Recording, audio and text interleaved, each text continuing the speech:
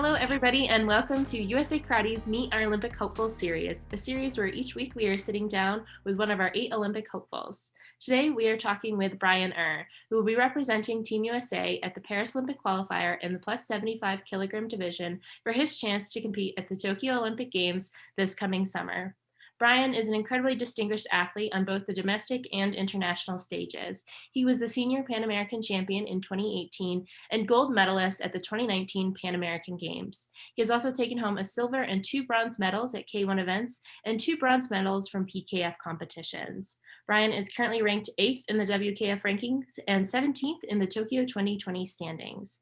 Brian currently resides in Plano, Texas, alongside fellow Olympic hopefuls Brian Hilliard and Tom Scott, where they train with Coach Brody Burns. Welcome, Brian. Thank you so much for being here today. Thank you for having me.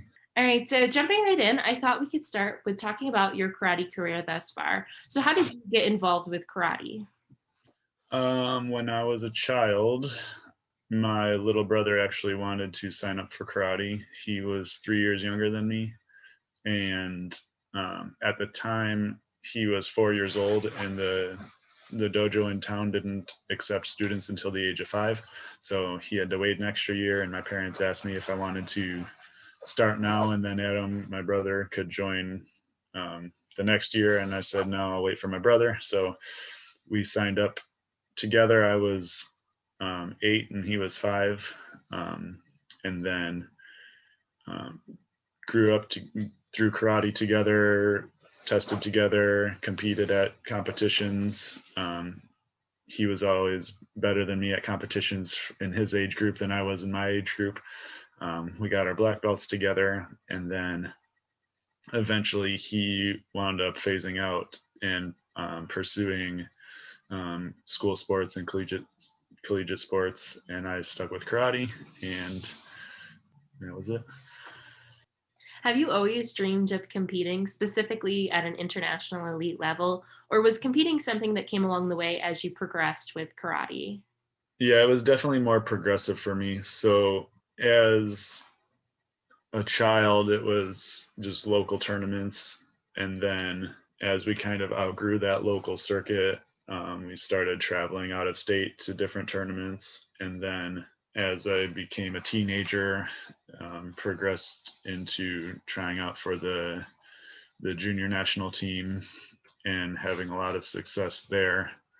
I always knew that large international events like the World Championships, for example, was a thing, but that was never my goal really growing up. It was more or less, let's see what I can do with what I have, and let's do the best I can with what I have.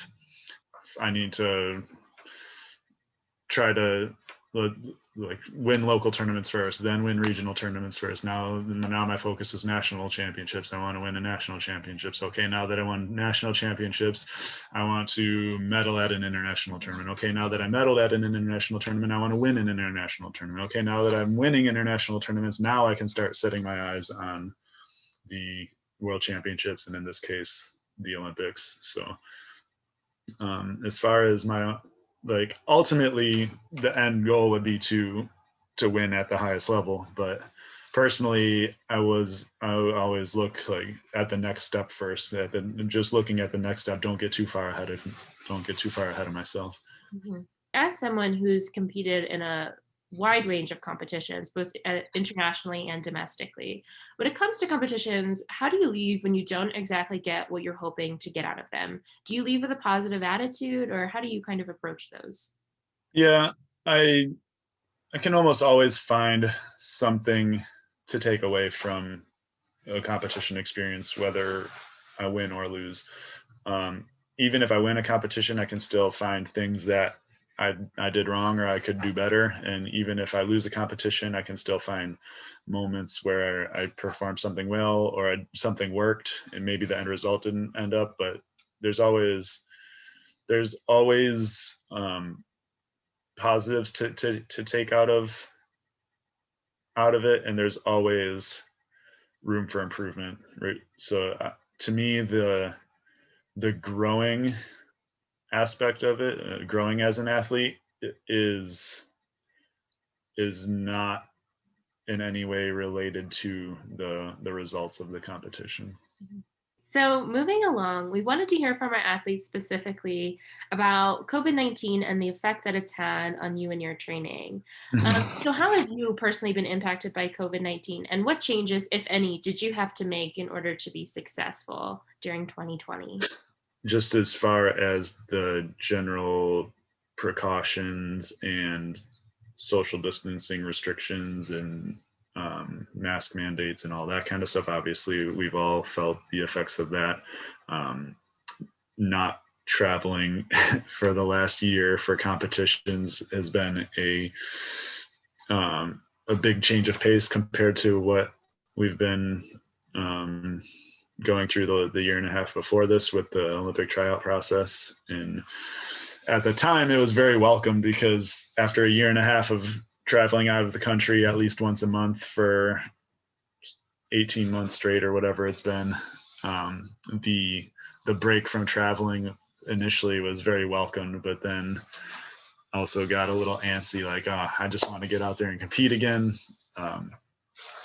So training wise, we've been kind of lucky here in Texas, having me and Brian Hilliard and Tom Scott all training together at the same dojo, where we're all in close enough proximity to each other where we can train together without having to travel out of state or anything like that. So even in times when Texas was locked down, and businesses were closed, the dojo wasn't open for business, but we would still be able to get together and train together with just the three of us, and socially distance ourselves from everybody else in the other areas of our life, but still train together.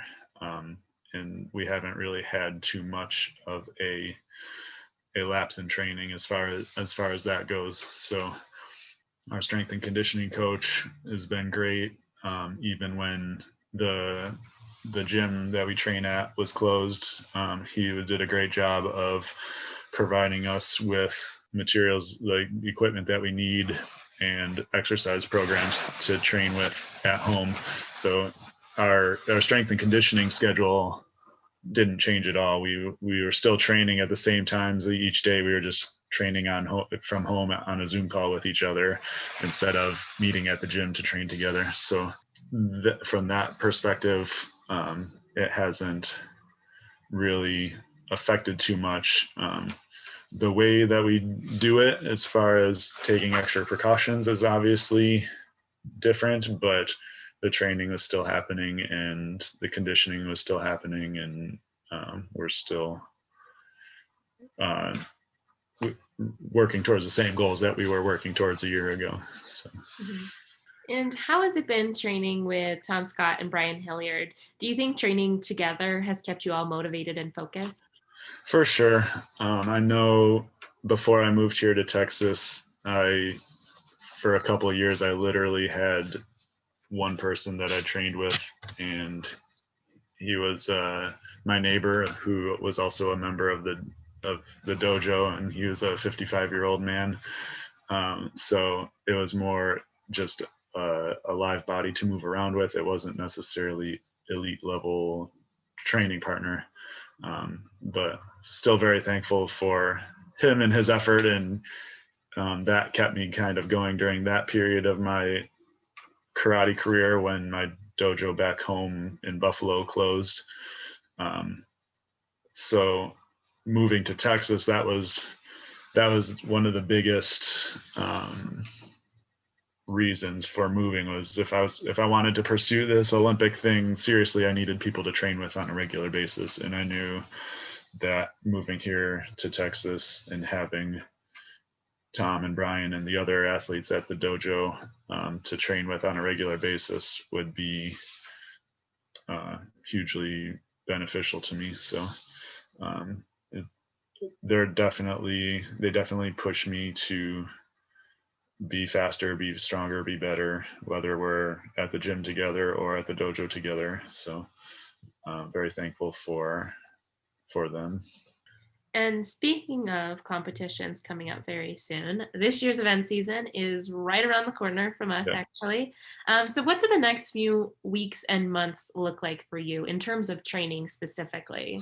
I mean, training will be a little bit more focused on this first Premier League tournament coming up soon in Lisbon.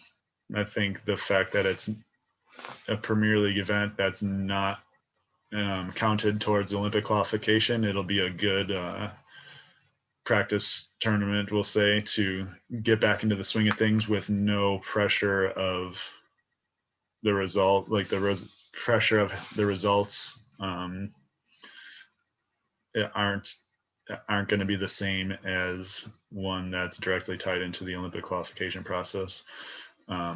But I'm excited because I've never been to Lisbon before, and that was always been a place that I've wanted to go. So just obviously I want to perform my best while I'm there. So we're training for that now and getting ready for it and getting back into more of the competition mindset. After being away for competitions for nearly a year now, do you think it'll be Mm-hmm. tough getting back into the swing of things? Are you excited, nervous for competitions? How do you feel? I'm excited for it. It'll be interesting to see how it feels once we get there. If it'll feel like it's been a year since we competed, or if it'll feel like we just picked up where we left off. I'm not sure. I don't think I'll know till we get there. But we did have a local tournament here in Texas in December at the Suzuki Cup, and had a couple matches there, and that was very motivating, I guess, just to get back into the swing of competitions and cheering for your teammates and just being on the ring in front of the national and international level referees. And I mean, even though it was just a local tournament, just being in that environment was a welcome feeling that I've missed. So I'm looking forward to that again on international level with Lisbon.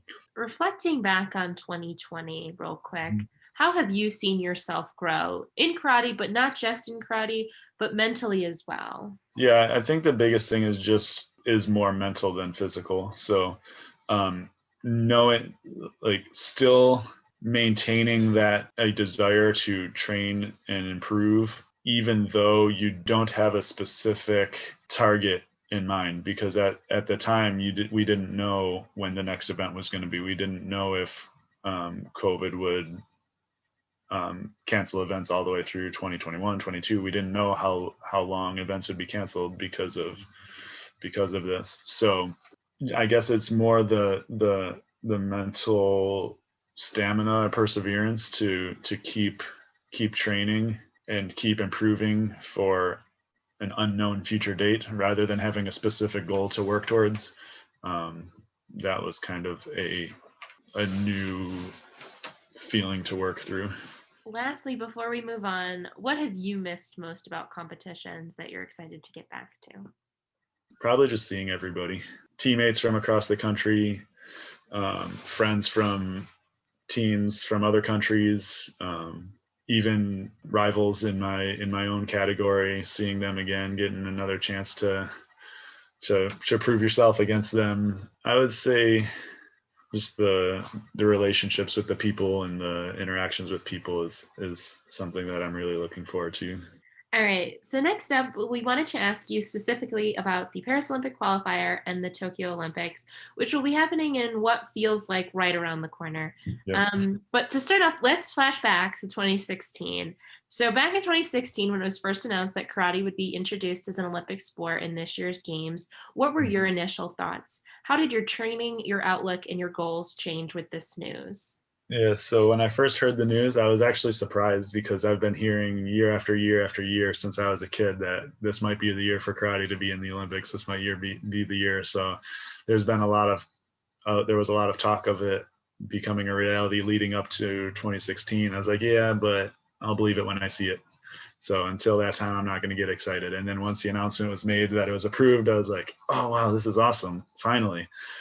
But at the time I was living in Buffalo, my dojo was closed. I was training in the grass in my backyard with my neighbor, and no mats on the floor, no building. We were literally training outside in the open air or in my garage at my parents' house.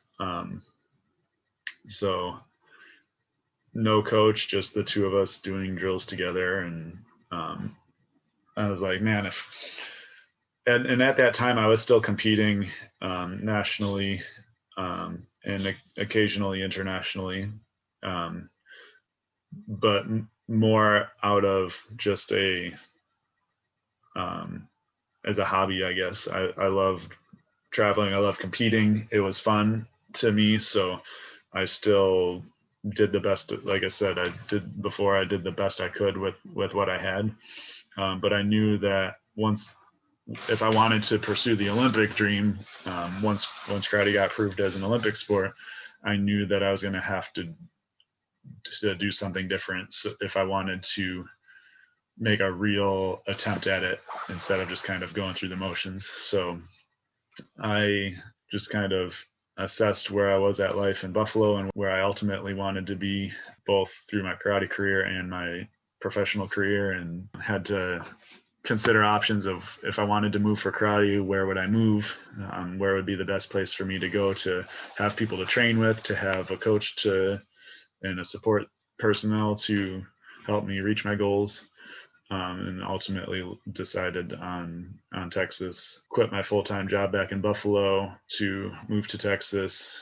Spent, I guess, about a year trying to figure out what I was going to do for a living once I got here, to try to make ends meet and pay the bills and things like that. And the more I applied for jobs and looked into it, the more I realized it wasn't going to be possible to, with my education and my professional path, to have a full-time job to pay the bills and leave the country once a month for a week or more at a time.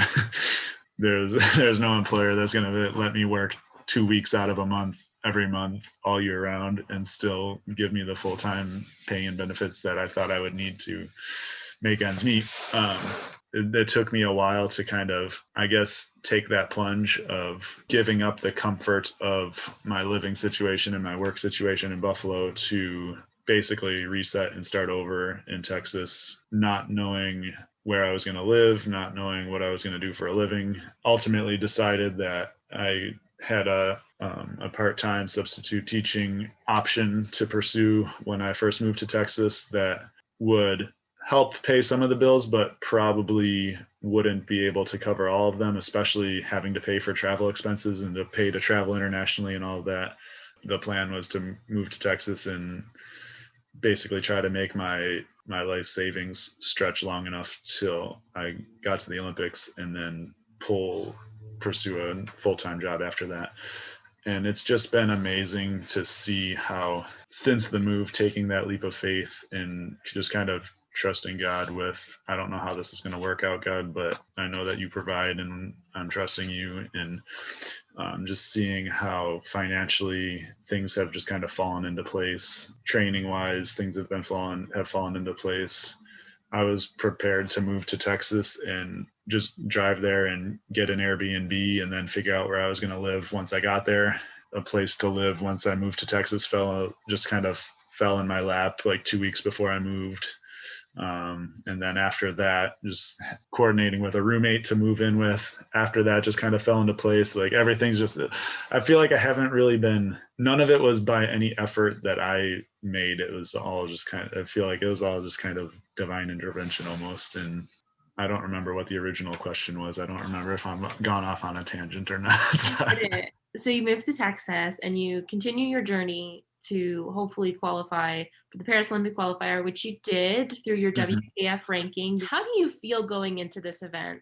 Are you focusing on anything specifically in order to prepare? At this point, no. I guess kind of what I was mentioning before about taking it one step at a time. We still have Lisbon before Paris. We still have Baku before that. So focusing on that one, and then focus on Paris once we get to that point. I mean, I'm feeling pretty confident going into it, just knowing how my performance has been improving over the last year leading up to where we are now, before COVID. So I'm excited to see like continued growth, and I don't really have anything specific towards Paris itself because it's still going to be, it's another competition. It'll be against same people that I've been watching and seeing over the last 2 years. There is going to be the what is different about it is going to be the element of combining weight categories. So I guess that will be the biggest change for me specifically leading up to Paris, is putting specific effort into watching and analyzing opponents from the other weight category, and that's something that I've been doing all along through the last year and a half of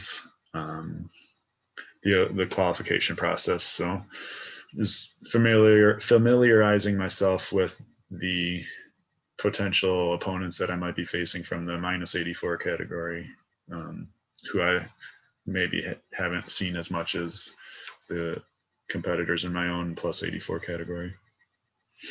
And I'm curious, prior to both the qualifier and Tokyo this year, what would you say you're most hoping to accomplish? What goals have you set for yourself, and how are you going to be measuring success this year?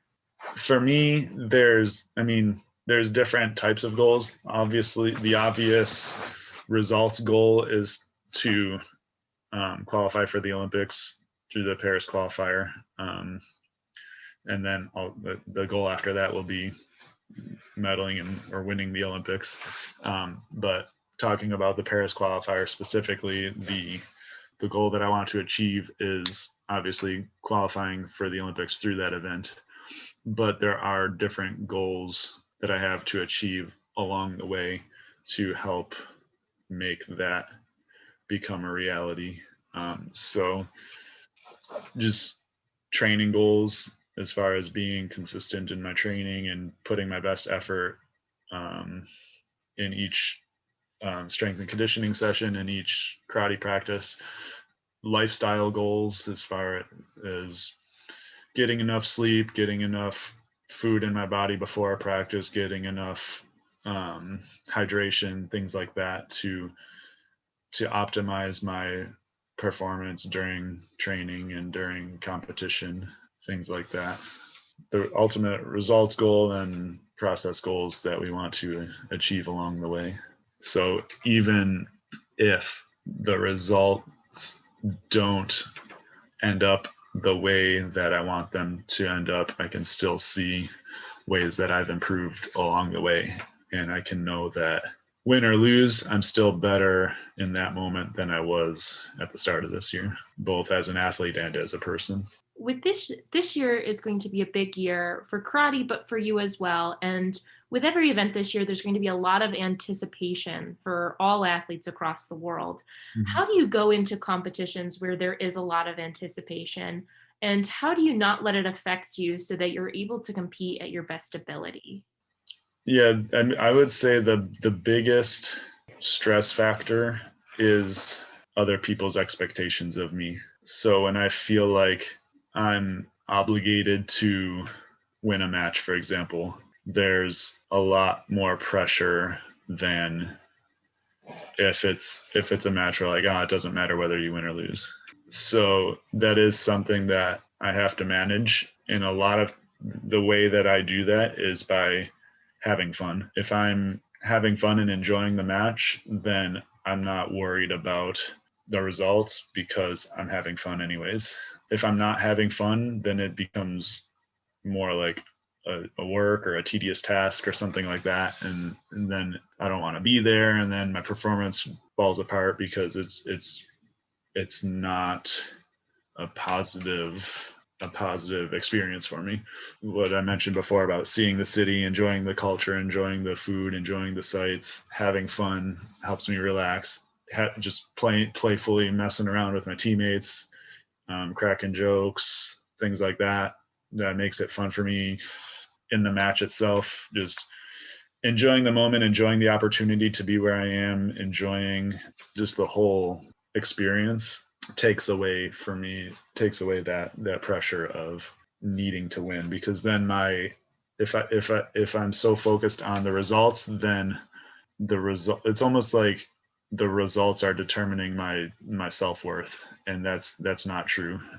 So that's not where my value doesn't, as a person, doesn't come from my results in a karate competition. And that's just what I need to remind myself of.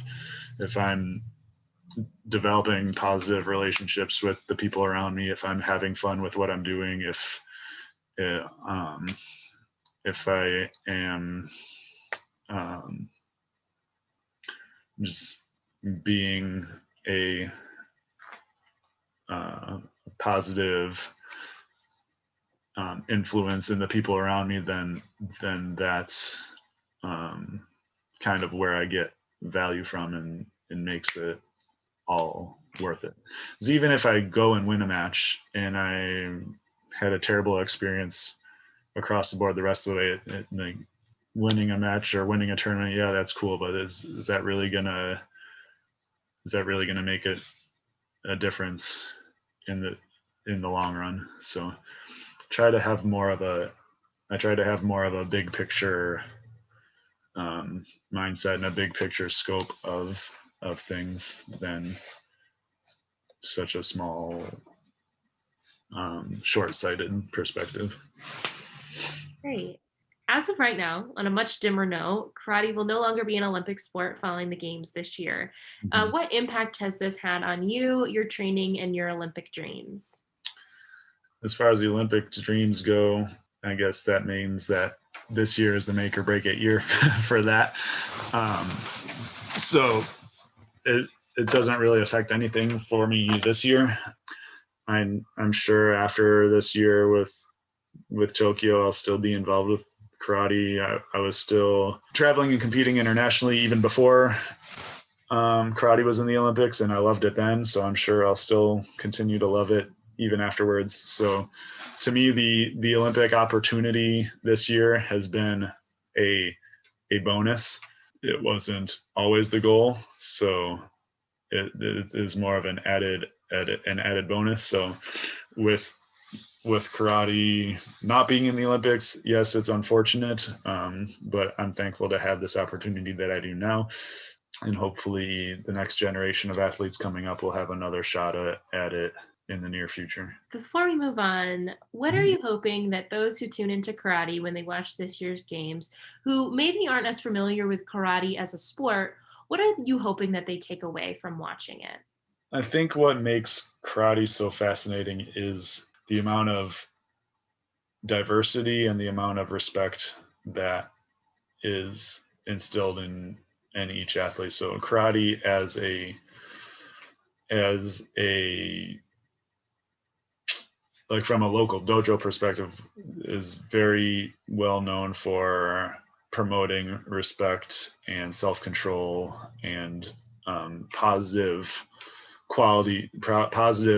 human qualities that everyone admires and everyone wants to see in a person. Regardless of what culture you're from, regardless of what kind of background you have, everyone looks positively to someone who has self-control, someone who's has confidence, someone who is respectful, someone who is a hard worker, things like that. So there's plenty of qualities that are instilled in a person through the study of karate. And I feel like the competition scene is kind of the culmination of that. So we have people from different cultures, different countries, different backgrounds, all coming together in a competitive scenario and fighting each other and punching each other in the face and kicking each other in the head and throwing each other to the floor, and then shaking hands afterwards and giving each other hugs and going out to the restaurants together afterwards and just enjoying each other's company after beating the crap out of each other.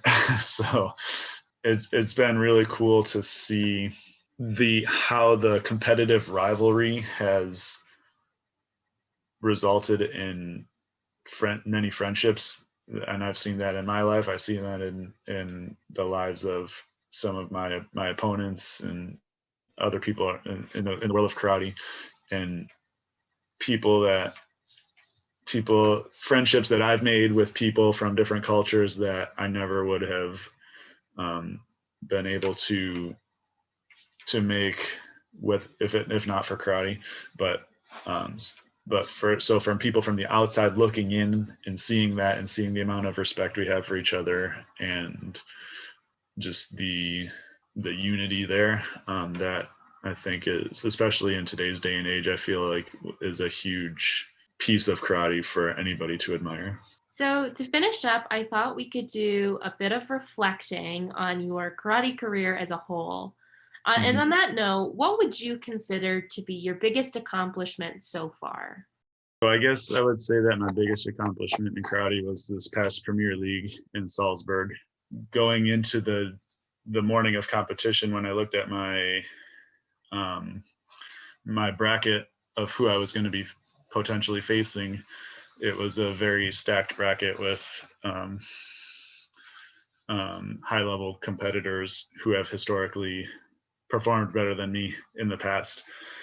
So I won my first match. My second match was against Sajjad from Iran, who is the current number one or number two, and they keep going back and forth. Heavyweight in my category, and I believe he was the winner of the previous world championships. So that was who I was up against, and this is somebody who I've fought 2 or 3 times before, and he's beaten me each time. And in each match, we've had some good exchanges where I was in the lead, he took the lead, and ultimately ended up winning. So here we are in this match again, and we're fighting, and watching the replay of the match, he looked to be the dominant fighter the whole time. He's very good at sweeps and takedowns, so he had taken me down a couple times, but I was able to protect myself and not get scored on it. So I believe at the end of the match, it was 0-0, and then the last second of the match, we had an exchange, and I wound up getting the flags on that exchange and winning the match in the last second. So that moment was a really good feeling for me, that even though the whole match didn't go the way that I wanted it to, I was able to keep my head in the game and stay strong and win it in the last second and beat a world champion and beat somebody who has beaten me before. And then the next round after that was my next opponent was a different previous world champion. So I had, and this was Gogita Arcania from Georgia, and another guy who I've fought before, who had beaten me in the past and ranked higher than me, and we were fighting, and we had a very active match. He's a very energetic fighter, likes to fight really close. I like to fight really far away. So he was making me uncomfortable in a lot of ways during the match. And I wound up beating him also. So for me, and I believe that was my match to go into the finals. So just as far as karate accomplishments go, looking at that bracket, it would be easy for someone to say, I'm not going to make it. Bad draw. Good luck next time. But I was able to take it one match at a time. If I not look at the big picture, just look at it one match at a time. I have to beat this guy. All right. This next match is my final match. This is the last chance that I have. If I don't beat this guy, it's over. So one match at a time, beat that guy. Okay, next match. Okay, this is my new final match. This is the last match I have. But, and beat that guy, and then we get to the finals the next day on Sunday. Unfortunately, I didn't pull out the win on the finals match on Sunday, but the process leading up to it was a huge confidence boost for me, to be able to beat guys that have previously beaten me, beat world champions, and beat people that are ranked higher than me, and for me, finishing the season up last year before all the COVID stuff happened, that was a huge confidence boost for me going into this qualifier in Paris, knowing that like I belong here. I might not be ranked as high as these guys, but I'm still beating them, and it's just a matter of time before I'm at the top with them. So that last premier event has really fueled my confidence going into Paris, and I have a good feeling about this year. Can you name something that you've learned through karate and all of your training that you take with you off of the mat? So many things: hard work, perseverance, patience, time management. I mean, we could be here all day talking about specific examples of how each of those carries over. Respect, appreciation, all of that. There's so many ways that experiences of competition are able to be applied in, we'll say, real life situations. And sometimes you don't even realize how much things cross over until you take the time to think about it. So, and that's something that I've done, is just reflect a lot, spend some time reflecting on what did I learn? How does this apply to other areas of my life? And you can really learn a lot about yourself that way. And then last but certainly not least, what would your advice be to younger karate athletes who are maybe just getting started with the sport? If you have a goal, if you have a dream, pursue it to the best of your ability. Don't just go through the motions. Give it, if that's what you really want, give it your best effort, and then have someone to hold you accountable for that, because it's very easy to set a goal or to have a dream and then things don't go so well, and it's really easy to give up on that dream, give up on that goal. And having somebody there to help you through those struggles is invaluable. So work hard at it, and get the resources that you need, ask the questions that you need to ask, learn from the people that you need to learn from. Don't be afraid to branch out and do what you need to do to pursue that goal. Great. Very well said. Well, before we wrap up, Brian, is there anything else you'd like to share about yourself, karate, or just any shout outs that you may have? I don't know. Nah. You're good? Yeah, I think I'm good. Awesome. Well, those are all the questions I have for you today. Thank you so much All right. for sitting down with us, and we are so excited to see what you accomplished this year. All right. I appreciate it. Thank you for your time, and thank you for the interview.